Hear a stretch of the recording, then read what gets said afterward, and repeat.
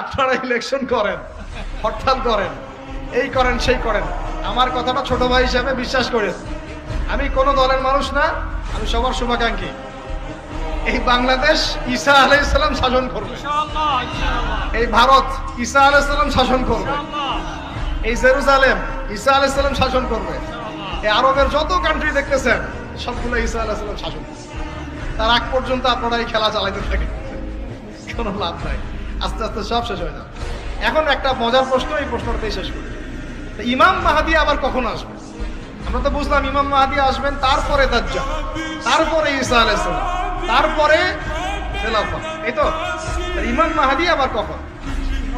আমাদের বুয়েটের মাহদী বের হয়, পাঞ্জাব থেকে মাহদী বের হয়, হ্যাঁ, বাংলাদেশের ওই কোনায় মাহদী বের হয়, সৌদি আরব থেকে ওই কোনা থেকে মাহদী বের হয়, হয় না? খুব ভালো করে মনে রাখবেন, যতক্ষণ